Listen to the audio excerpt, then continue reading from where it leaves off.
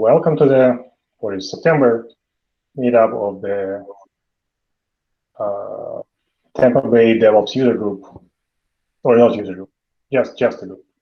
And today Bruce will tell us about threat modeling, how to do it, how to deal with it, and how to benefit from that. Yes. Hi, everyone. My name is Bruce Halperin, and thanks for letting me join you today. Before I go any further, a couple of notes. First, I want to emphasize that although you will see lots of Salesforce logos and Salesforce mascot characters in this slide deck, I'm giving this talk in my personal capacity. Any views I express here are my own, not those of my employer, and I won't be discussing any proprietary Salesforce information. Second of all, I want to give a shout out to Frank Rietta, who taught a class that I took on which a lot of this talk is based and from whom I shamelessly cribbed a few slides. So with those out of the way, why don't we get started? So first of all, we have to answer the question, what is threat modeling? Well, according to Wikipedia, threat modeling is a process by which potential threats, such as structural vulnerabilities or the absence of appropriate safeguards, can be identified, enumerated, and mitigations can be prioritized. What I say is threat modeling is a critical part of a secure software development lifecycle, and hopefully all of you should feel the same way. So here's a question for the audience, and Dimitri, I know you know the answer to this already because you've heard this talk before, so anyone other than Dimitri, can anyone tell me what the main goal of threat modeling is? Who wants to venture a guess? A business continuity plan. I'm sorry? BCP, business continuity plan. So it's part of maintaining continuity. That's part of it. I wouldn't say that's the main goal. Anyone else want to hazard a guess?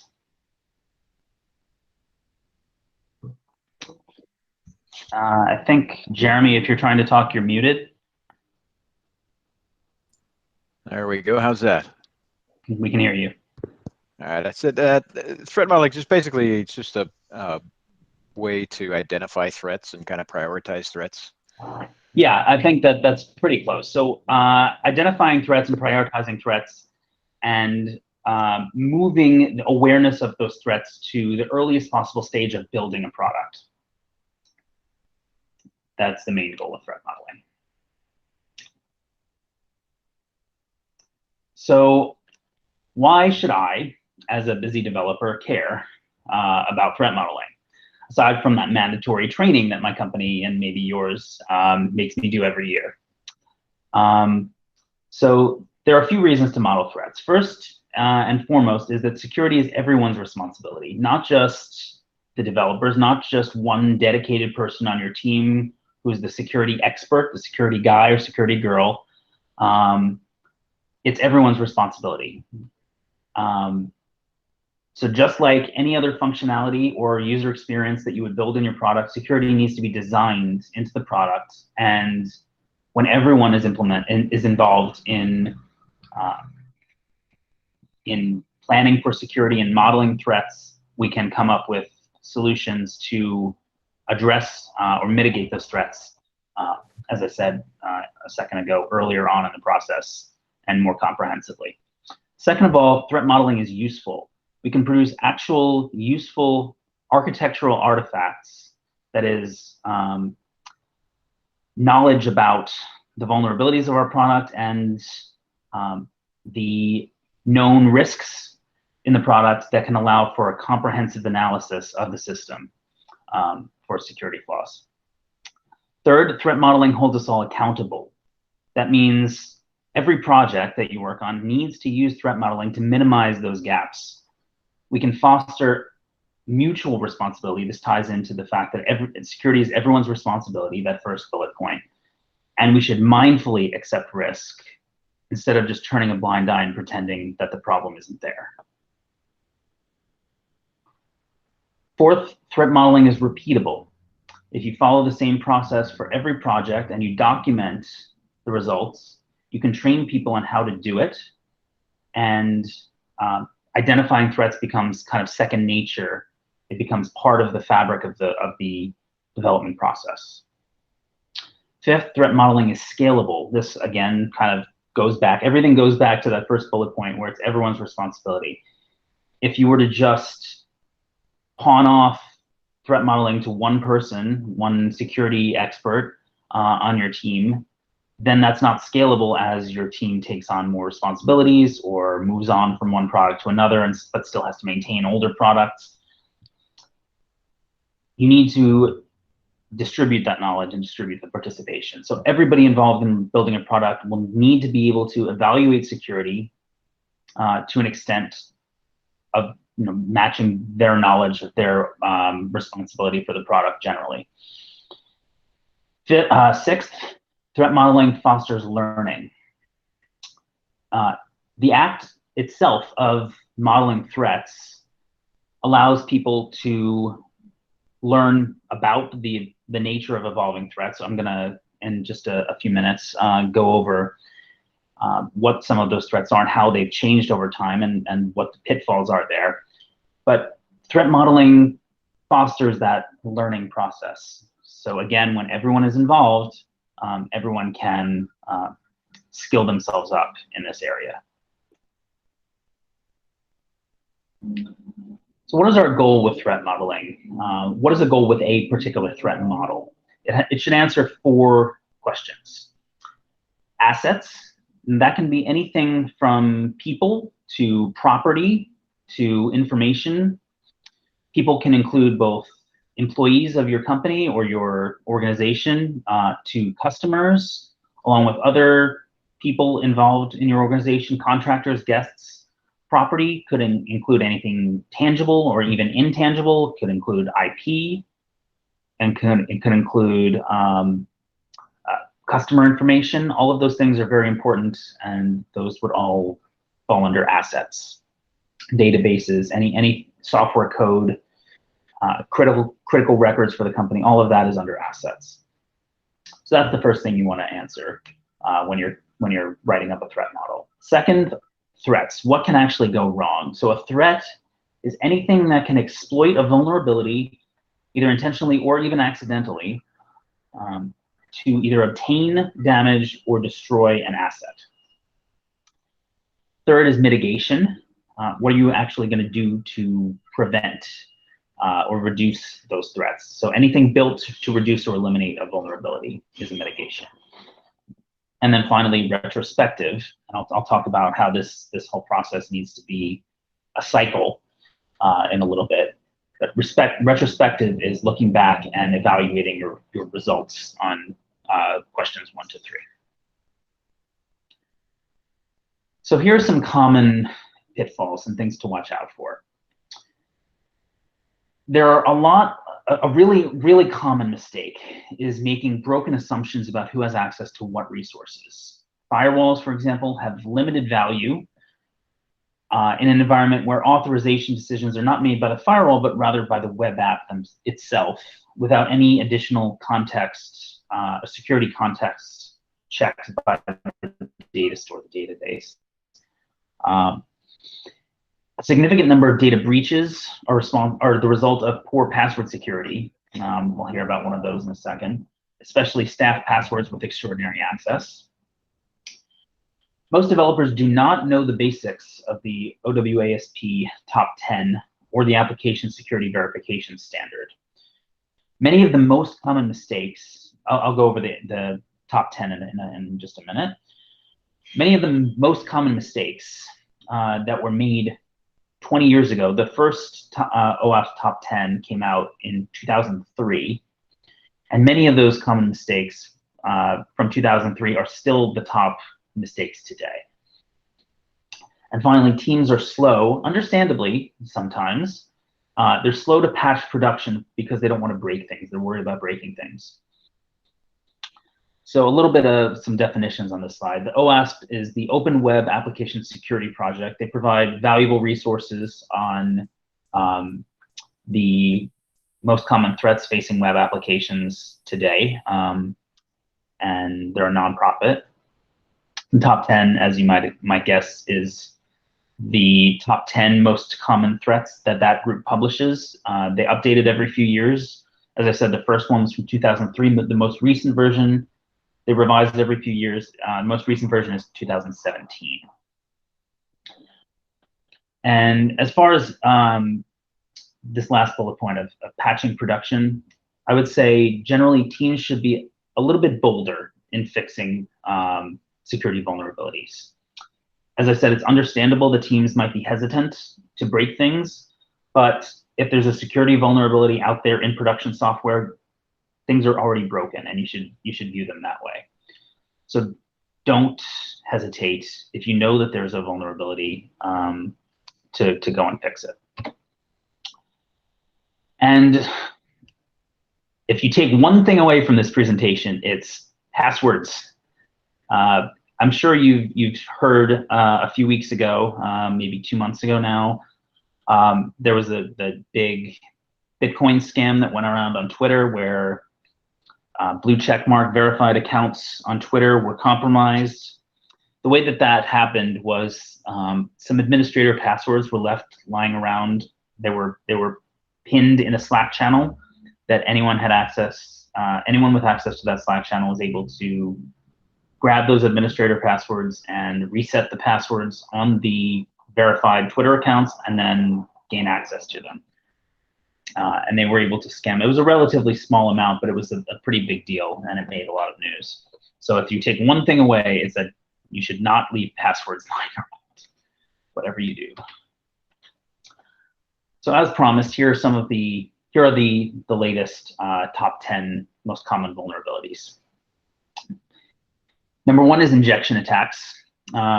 Injection flaws such as in SQL, NoSQL, LDAP, injection, those occur when untrusted data is sent to an interpreter as part of a command or a query, a database query, for example. The attacker's hostile data can trick the interpreter into executing unintended commands, like modifying the data in the database or accessing data without the proper authorization. Number two is broken authentication.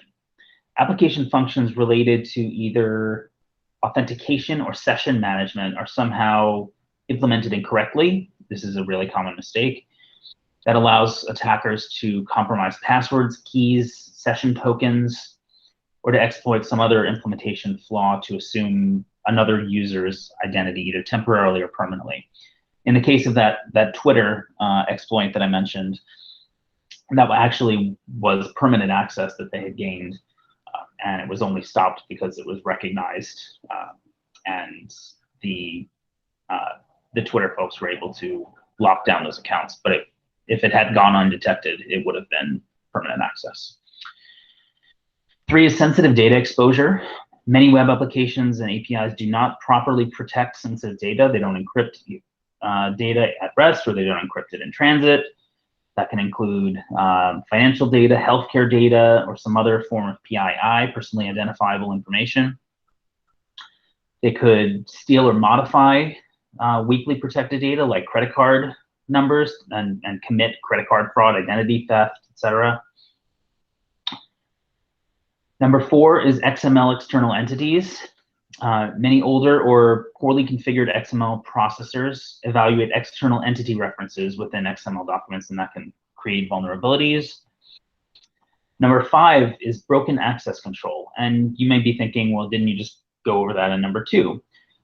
Well, broken access control, this one pertains to restrictions on what authenticated users are allowed to do. And often those restrictions are not properly enforced. Attackers could exploit those flaws to access unauthorized functionality or data, access some other users' accounts, view sensitive files, modify other users' data, change access rights, et cetera, et cetera. So the fundamental difference between number two and number five is that you should think of number two as authentication, auth-n. Number five pertains to authorization, auth-z. And those are two distinct issues. So number five is kind of like an escalation of privileges type of attack. Number six, security misconfiguration. This is the most commonly seen issue. This is commonly a result of insecure default configurations, open cloud storage, misconfigured HTTP headers, verbose error messages, overly verbose error messages containing sensitive information. So the key takeaway from this one is you should keep your OSs up to date, your frameworks, your libraries, any third-party software, keep those up to date, and check your default settings when you're configuring those. Number 7, cross-site scripting. An XSS flaw can occur whenever an application includes untrusted data in a new web page, either in a frame or something like that, without proper validation or escaping, or updates an existing web page with user-supplied data that can create HTML or JavaScript. Now, this one is on the list as of 2017. It was on the list. It's one of the few. I think there are 3 or 4 of them on this list that were also on the list in 2003. So it's a mistake that people have. It's a vulnerability that people have still been making, that been allowing to exist in their code for going on 17 years. Number 8, insecure deserialization. This can often lead to remote code execution, or they can be used to perform attacks such as a replay type attack, injection attacks, or privilege escalation attacks. Number 9, using components with known vulnerabilities. This is a little bit of overlap with number 6. Again, keep your stuff up to date. And finally, number 10, this is kind of the opposite side of the coin when I mentioned a few minutes ago, where you have overly verbose logging. Here you can have insufficient logging, and this can pertain to a type of attack we'll get to a little bit later, or a classification of attack. If you don't log your access, or you don't log enough information about access, or if you don't log enough information, you can either fail to detect a breach, or you can fail to identify who is responsible for the breach, and therefore fail to repair that breach even after it occurs. So those are the top 10 most common vulnerabilities as published by the OWASP.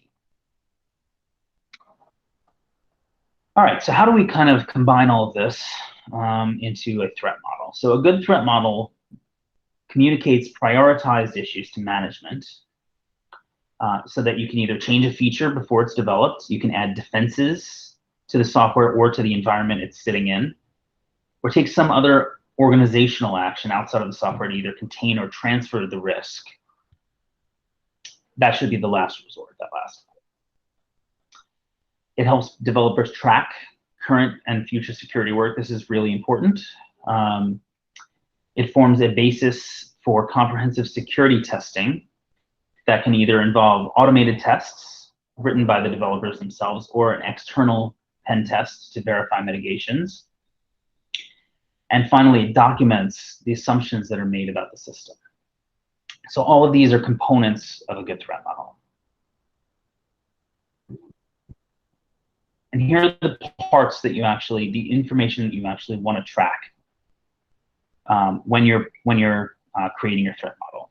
For each threat that you identify, you're going to want a unique threat ID. That could be the ID that you're using in your bug tracking software like Jira or Bugzilla or whatever you use. The assets that are affected by that threat. The data classification, I'll get to data classification in a few slides. The potential money or reputational hit that could come from that. Basically, all of the things that we talked about as assets. You want to list those here. What is the actual vulnerability? In as much technical detail as you can. How will the weakness be exploited by an attacker? The likelihood of that happening. So all of the vulnerability, the threat. Actually, I'm getting ahead of myself a little bit here. Before computing those numbers at the bottom, you want to figure out what the current mitigations and controls are for the vulnerability. the future mitigations and controls with a cost estimate to fix, and the attacker sophistication or size yeah, sophistication is the best word for it, to describe who could take advantage of the vulnerability. Could it be a script kiddie? Could it be somebody who is a more professional black hat guy, or does it have to be somebody at the level of a nation state actor to take advantage of that vulnerability? And finally, the attack surface. Is it a big, is it something that has a lot of vulnerability to, is it your entire network? Is it just one small part of your system? Or is it something in between? And you want to distill, once you've figured out all of those, once you've assessed all of that information for a particular threat, you want to compute a numerical likelihood from 0 to 100. What are the odds that, given all of this information, what are the odds that this bad thing can happen, this vulnerability can be exploited?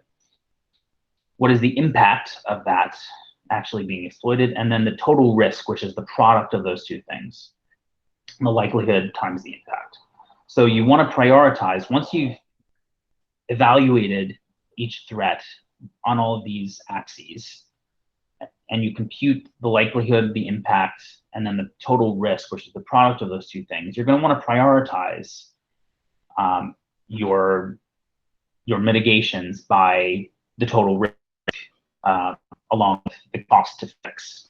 So obviously, if something is really low risk and really high, cost prohibitive to fix, you're going to want to prioritize that low, and if it's the opposite, you're going to want to prioritize that high.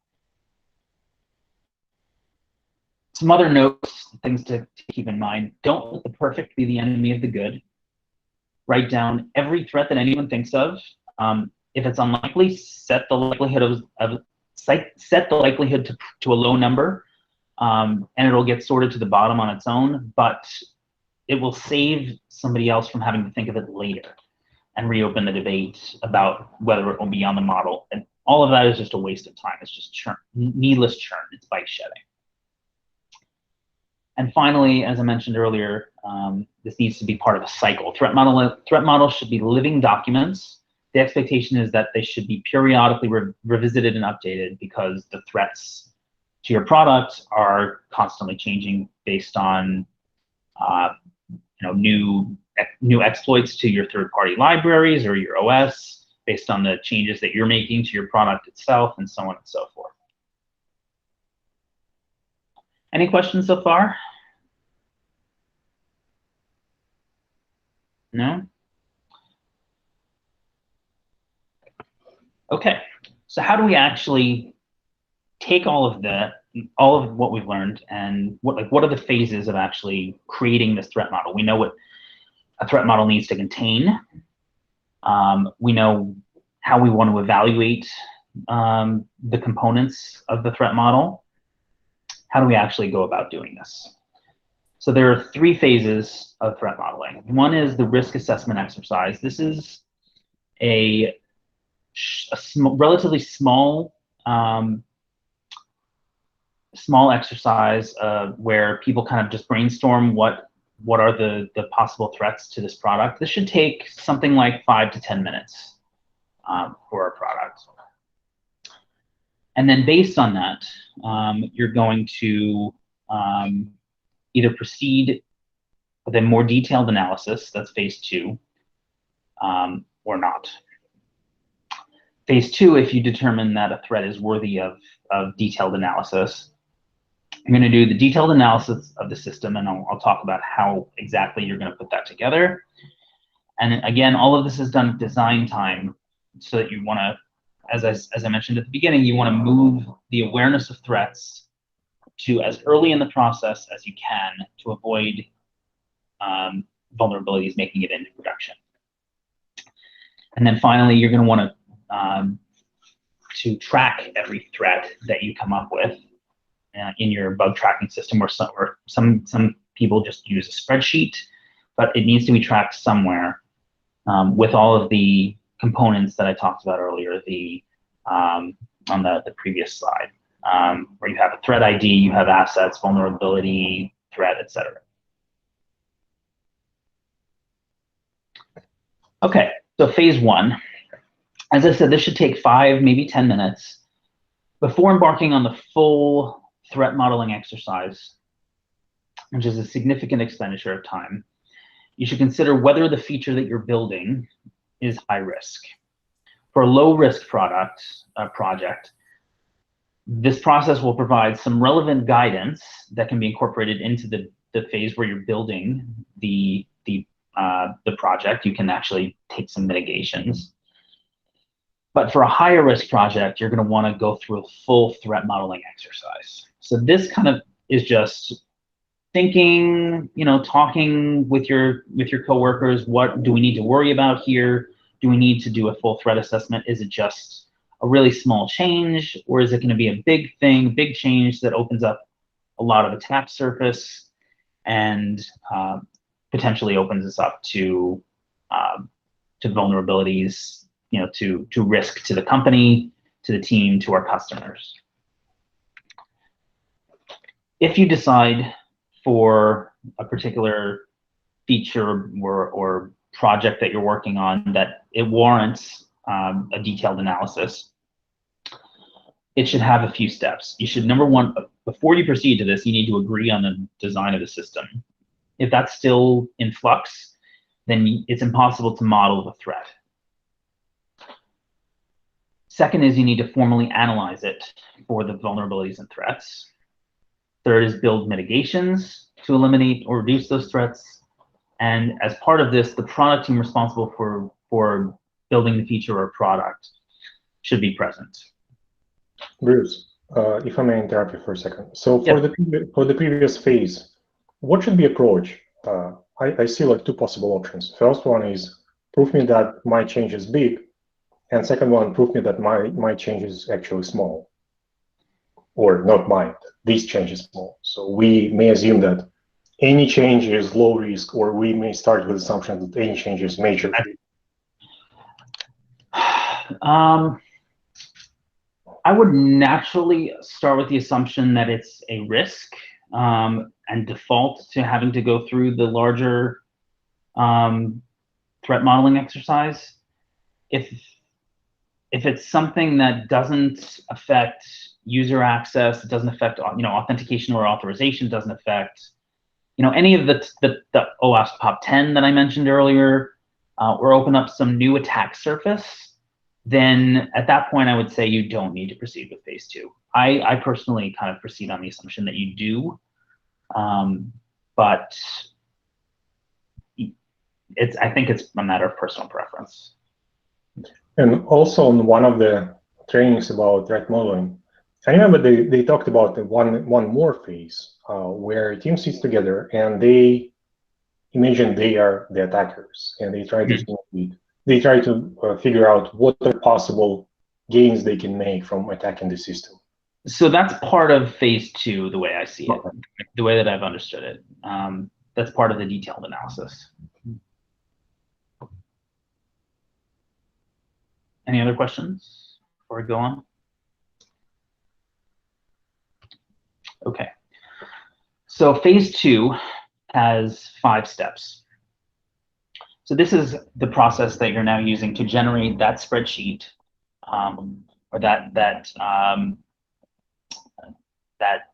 list of bugs, that list of vulnerabilities that I mentioned earlier, with all of the columns that I mentioned. So number one, you're going to agree on security objectives. This is part of why you want the product team there. So things that you want to focus on are financial impact, loss of reputation, potentially regulatory and compliance requirements, legal requirements, and availability of your service. Identify the sort of threat actors that are involved and their capabilities. Second, you want to describe the system. This is why it's so important to have a fixed design before you go into this process. That doesn't mean it can't ever change, and I'll get to that in just a second, where as the result of this process, you're going to potentially go back and revise your system design. But before you start this process, you should arrive at a point where the design has been fixed. So you're going to describe the system, identify the entities, the data flows, and trust boundaries. This is a data flow diagram, or a technique for doing this is a data flow diagram, which I'll get to in a minute. There are two ways to do this, as I said, either with a data flow diagram or through the use of some customized tool. And you want to consider what the business requirements are as you're doing this. Do you really need to store that credit card number that you're collecting from customers, or do you just want to process the transaction and then throw it away, for example? So question your assumptions, but make sure everything is kind of fixed. You have a fixed design for the system. Your assumptions are documented. That's what you want to do for this step. Here's what Dimitri was just getting to a minute ago. You want to identify the threats. So you don't have to be a security expert to do this. Knowing that the OWASP top 10 is a good start, but it's okay if you don't know what the specific attack would be. You can think of, if you're looking at a diagram of the system, a data flow diagram, for example. You can just question, well, what happens if an attacker got control of this component, or what happens if there was a man-in-the-middle attack at this link, and you can kind of start from that. It doesn't have to be a detailed brainstorming exercise based on intimate knowledge of all the ways that attackers are using to exploit vulnerabilities. Fourth is identify mitigations to those threats. For all the things that you need to build to address each threat and roll them up into a high-level plan. If you can't identify sufficient mitigations, this is what I was talking about a second ago. If you can't identify the sufficient mitigations, you're going to have to redesign your system or potentially risk acceptance. But again, you want to document that.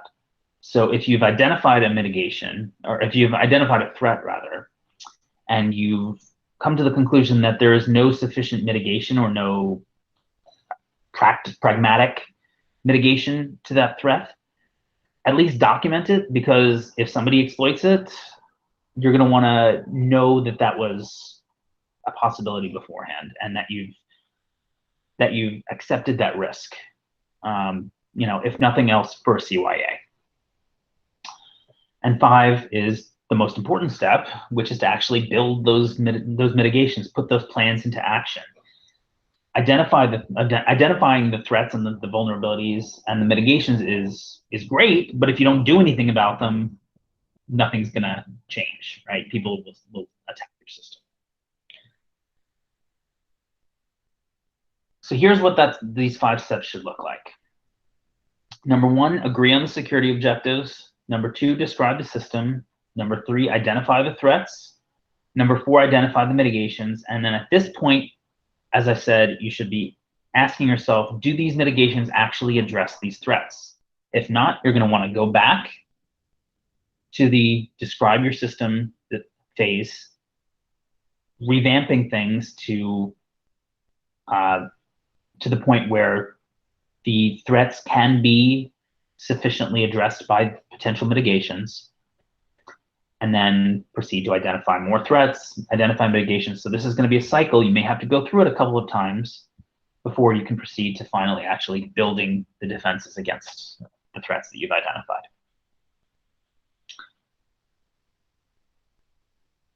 Okay, so there are 2 ways to go about all of this. One is to manually analyze your system. And this is the most resource consuming. It involves, the product people, the engineers, but it produces the highest quality artifacts. And this is what you should be using for all high-risk projects. Option B is there are actually some tools that will help you do this and will spit out at least some analysis. It will be lower quality, less comprehensive analysis of the threats and mitigations. And this is something that you could use for a lower or medium risk project. Okay, so how would you go about this manual modeling? So for the purpose of this talk, because I don't actually have an automated tool to show you, let's focus on this.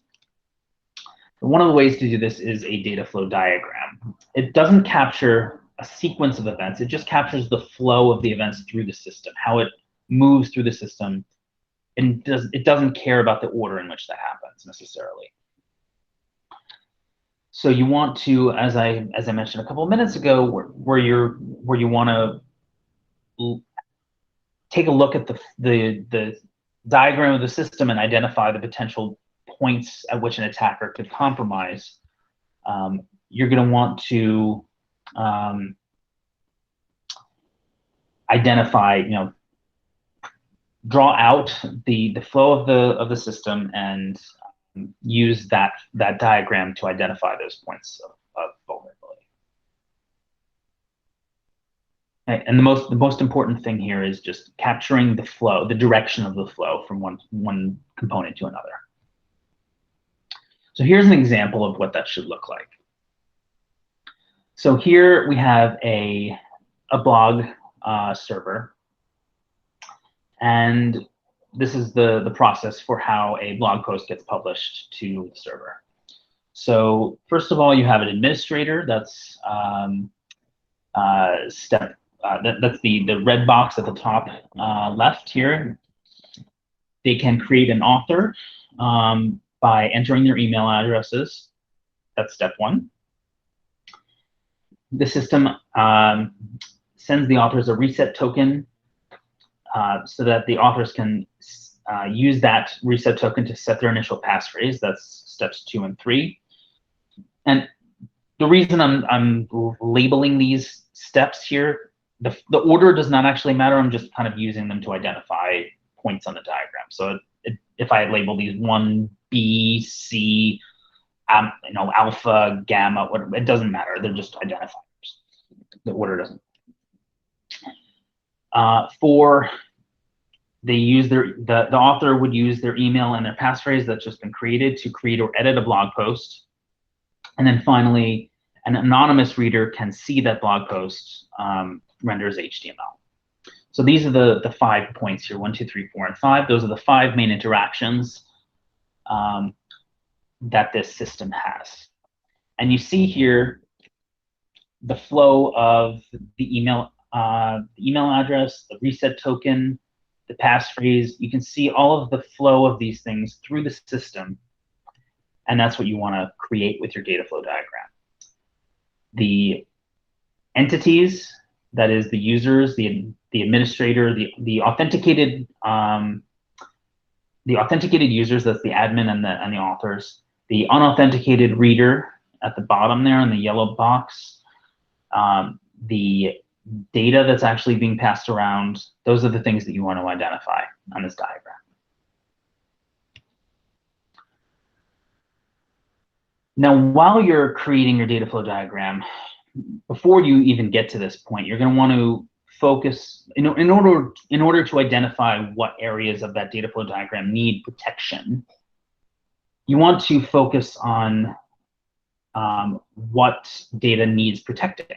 So in order to do that, you're going to want to classify data beforehand. So something like, a public website doesn't really need protecting, but a customer's social security number does. So this is an example of what a data classification scheme would look like, ranging from public to all the way to risk of severe harm. Where you have at the very left end of the diagram, you have information that's already public or is meant to be public, something like a public website or marketing materials. If that were released maybe prematurely, that would be an embarrassment potentially, but it's a reputational hit to your company or your entity, your organization, but it's not the end of the world. Moving along this diagram, next you have confidential. That would be data that's only meant to be viewed by members of your organization. Something on your intranet, for example, patent applications, And your organization can classify these things differently. Maybe something that would, that's on this slide is labeled as confidential. Maybe for the purposes of your organization, you would view as risk of material harm or whatever. But tailor this to your company and your organization and its needs. The yellow category, risk of material harm, that's data that's only meant to be viewed by specific people or groups of people within your organization, something like sales data or personnel records that only HR or salespeople, respectively, backwards respectively, should have access to. The risk of those getting out would be material harm to the organization and or its members, the salespeople or the employees whose data was leaked. The orange category is risk of serious harm, data that would be considered confidential, identifiable PII, for example, or information that's restricted by government regulation or by law or NDA. And if that were to get out, that would be a risk of serious harm to the organization. You would potentially lose a lot of customers, but maybe not a lethal threat to the organization. And then finally, risk of severe harm. And this is, if it were to ever get out, this is, your customer's confidential data, for example, or production secrets. If this stuff ever got out, your company is literally at risk of dying. So obviously, that's the information that needs to be protected the most. The data as it's flowing through the data flow diagram. Anything in red, obviously, is a higher priority than anything in blue. So, for example, that password from Twitter admin panel, where will it land here? I would put that probably somewhere around orange or red, even. That was a serious reputational hit. Not only reputational hit, but if I think Twitter is of a large enough scale, and it's monopolistic enough, let's say, that there wasn't a ton of risk that Twitter would go out of business because a bunch of blue check marks, got their accounts, taken over, hijacked.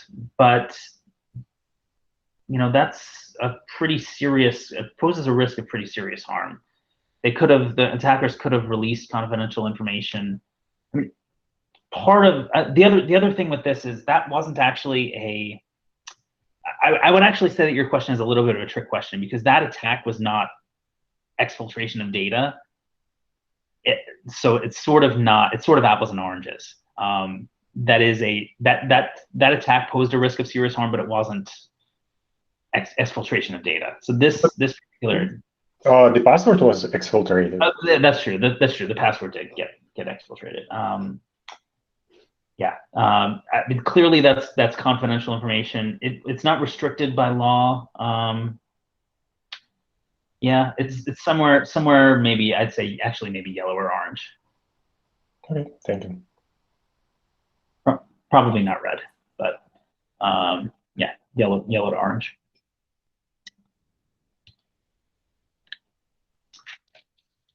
Okay, so you've got your data flow diagram.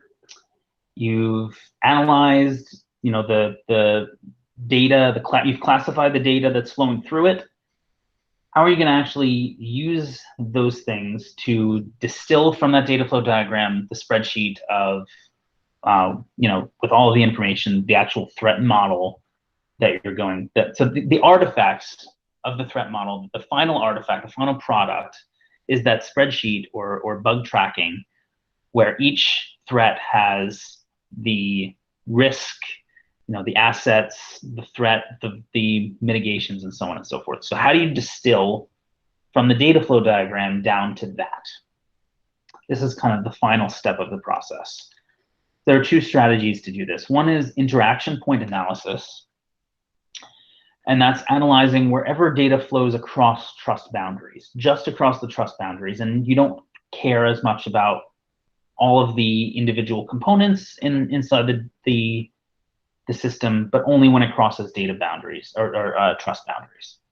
So from your intranet to the outside world, for example, or from a database to a server that's accessible to the outside world, or from a server to the load balancer. Those are trust boundaries, because at each point there's a kind of a funnel of greater access. It's a wider attack surface. It's more open to the world. You have less authentication, or the number of people with access to that point in the system increases or changes. That's what a trust boundary is. And then the second strategy for analyzing a data flow diagram is element analysis. That's analyzing every single data point, every single entity, every single data store, every single process in the data flow diagram. Again, because this is more comprehensive, this is one of the things that you're going to do for a higher risk threat, and it's not necessarily needed for a lower risk threat. You might only need interaction point analysis for something that's not as big a threat. If you don't know which one to pick, this kind of goes back to your earlier question, which should your default assumption be? In this particular instance, I would default to interaction point analysis, because element analysis can get very tedious and should only be used for the highest risk cases. So the way that you do that is by looking at every one of either every point in the data flow diagram, or just the points at which data crosses a trust boundary. And you're going to want to think like an attacker, as Dimitri alluded to earlier. How are the ways that that data, how could that data be compromised, or how could an attacker exploit it at that point in the data flow diagram? Oops, I think I have this out of order. Yes. The STR should be at the beginning. My slides get back mixed up here. So the mnemonic to remember this is, when you're analyzing each point in the data flow diagram, consider stride. S is for spoofing, T is for tampering, R is for repudiation, I is for information disclosure, D is for denial of service, and E is for elevation of privilege or escalation of privilege. So spoofer is when an attacker pretends to be someone or something they're not. Tampering is when an attacker can modify or delete data. Repudiation is when an attacker can take an action and avoid detection or plausibly deny involvement. I is information disclosure. An attacker obtains access to some data that should be protected, but isn't. Denial of service, an attacker does something to degrade or deny service, typically by flooding your service with bogus requests. And E is elevation of privilege, where an attacker figures out a way to do something they normally wouldn't have the right to do. So when you're analyzing each point in your data flow diagram, either every single point or just the points that cross trust boundaries, you're going to want to think like an attacker and consider, could this be a point where the attacker could spoof? Could they tamper? Could they repudiate? Could they disclose information? Could they deny service? And could they elevate privileges? Bruce, you just mentioned denial of service, and that gives me an idea. So if our software, if we are like software as a service provider, or if our software is used by other companies to build their use cases, should we account for those scenarios when we do threat analysis? So your system should be resilient to its customers. When you're building a system, you need to consider how it looks like to your system, and not, if there's a layer between you and your customers' customers, then that boundary between your customers' customers and your customers is your customers' responsibility and not yours. Does that make sense? Let me give an example. So let's say we build a software that acts as authentication as a service. Mm-hmm. Right. There are several vendors like that on the market. Sure. So they can focus on their own software. And also they can potentially say, okay, how will, when they do that analysis from the attacker perspective, right? What are the possible vectors of those attacks can be? So they're obviously, so they're thinking about spoofing, tampering, injection attacks. Those are all types of attacks that are used. Kind of those are the top 10 kind of actual strategies for executing one of these stride attacks. Think of stride kind of as the goal of the attack, and then the other as the technique, or you can think of it as like strategy versus tactics. When Authy or a company like that, AWS Cognito, let's say, is another product, when they're analyzing, I mean, they have to consider their customers are going to be, in that case, their customers' customers as well, because their customers have direct access to their systems, and not just to the systems that are built on top of their systems. This is all very meta, right? But when AWS Cognito is used not just by the companies that are building on top of AWS, but by the customers of those AWS customers, right? The people who are logging into an application that's built on AWS are directly accessing the AWS servers, the Cognito servers in this instance. So that in that case, AWS would need to consider denial of service attacks against the Cognito server, because from the users of some application that uses AWS. Does that answer your question? Yeah, thank you.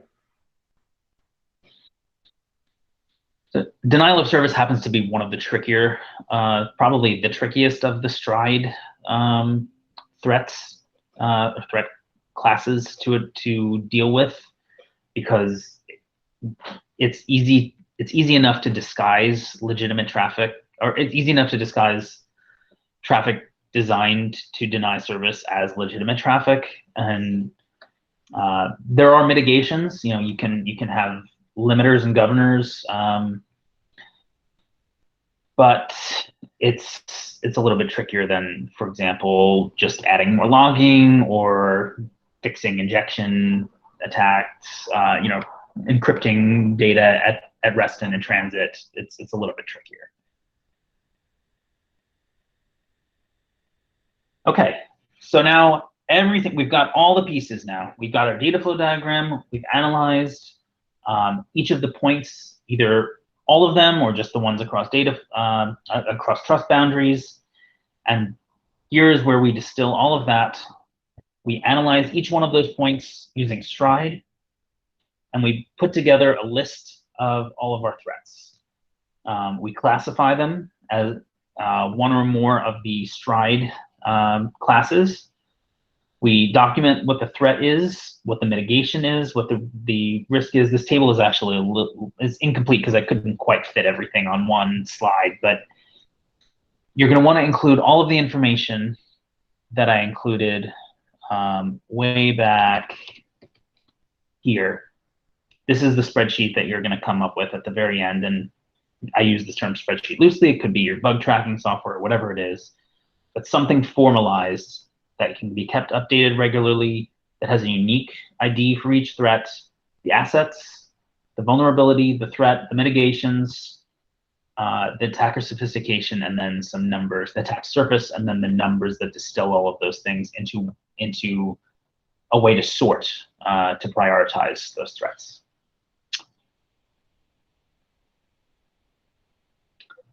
And this is kind of what it should look like. So this is the threat model.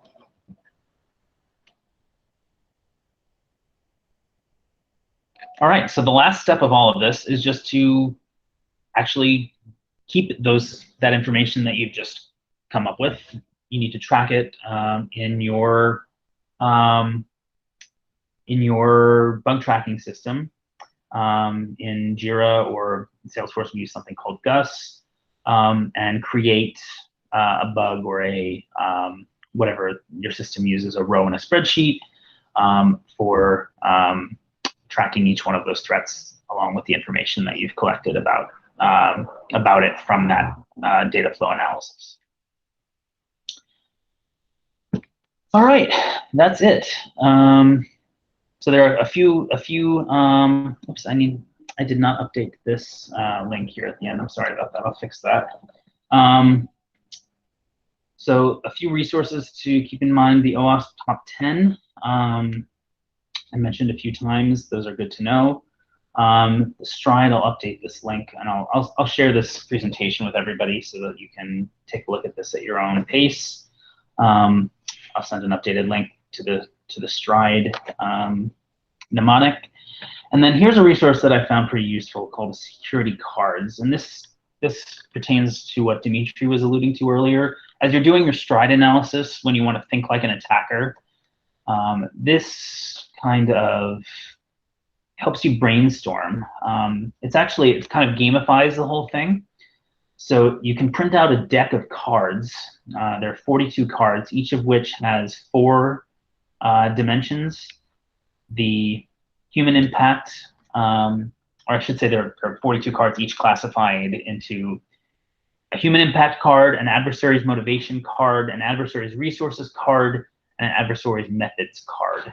So you can kind of pick one from each pile if you're just brainstorming and you're kind of stuck on what kind of threats you need to consider for a particular project or system. You can print out these cards, have one pile for each of these categories: human impact, adversaries' motivations, adversaries' resources, and adversaries' methods, and just pick a card at random, and that kind of gives you, a potential threat to consider as you're doing your Stride analysis, as in your data flow diagram. So I found that pretty useful. All right, that's basically it for me. So I see there's a question here. So Justin asks, what would you recommend for a small startup with only 2 to 3 employees? How can we spend this much time in security? What shortcuts can we take? So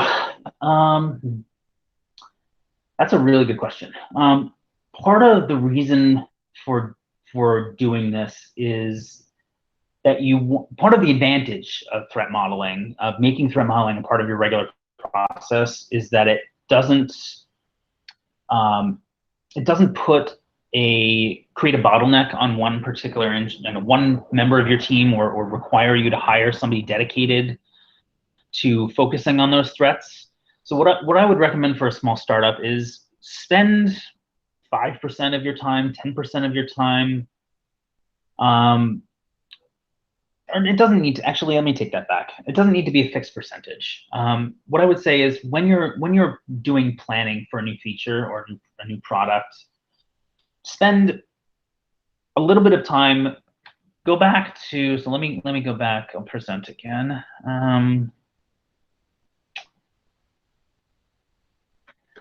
So I would say go back to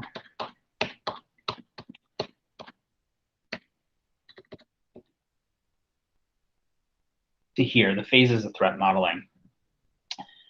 When you're thinking about when you're designing, in the design phase of a new feature, make it a habit. Make it second nature to at least ask the question, what are the security implications of this feature? And probably for most threats, you won't necessarily need to go through the full threat modeling exercise. I think I want to take back what I said earlier, where I would default to having to do the threat modeling exercise every time. I think most of the time, actually, you can get away with not doing it.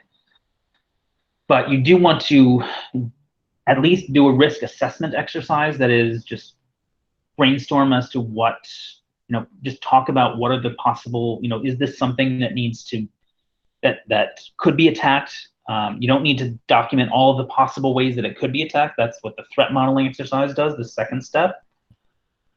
But at least consider what parts of the system might be vulnerable. And I keep using this word document because it's really important. You want to, you don't want to have to go back, when your company is bigger or more visible or more popular, and then becomes a bigger target, and then all of a sudden you're behind the 8 ball. You want to at least, as soon as you become aware of, preferably in the design phase, as I keep emphasizing, document what the potential attack attack surfaces are, and at least you have them there as a starting point if you need, if it becomes a higher risk endeavor. If maybe when you're first building a system initially, it's not it's the risks are lower, the attack surface is lower. It's not necessarily a red existential threat to your company, and that can change over time. But at least document it, be aware of it, track it, and if necessary, come back to it later. So spend a little bit of time when you're designing. For the higher risk things, you're going to want, anything pertaining to authentication and authorization, you're probably going to want to go through a full risk assessment and threat modeling exercise and categorize the threats, the mitigations, and so on and so forth, everything we talked about today. I know that can take a lot of time, but it's if the risk and the threat is large enough, the product of the damage and the probability of it occurring and the damage that would occur if it did occur, if that is large enough, that will take more of your engineer's time to fix than it would to just prevent it from happening in the first place. As they say, an ounce of prevention is worth a pound of cure.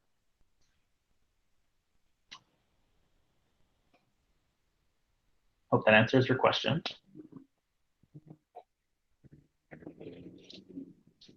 Any other questions?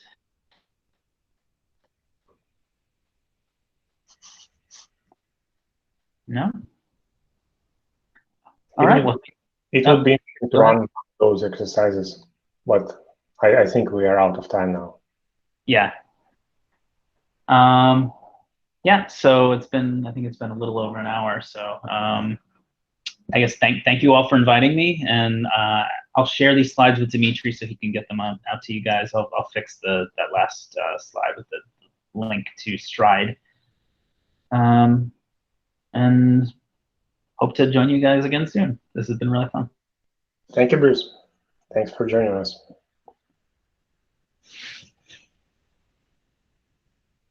Go forth and conquer.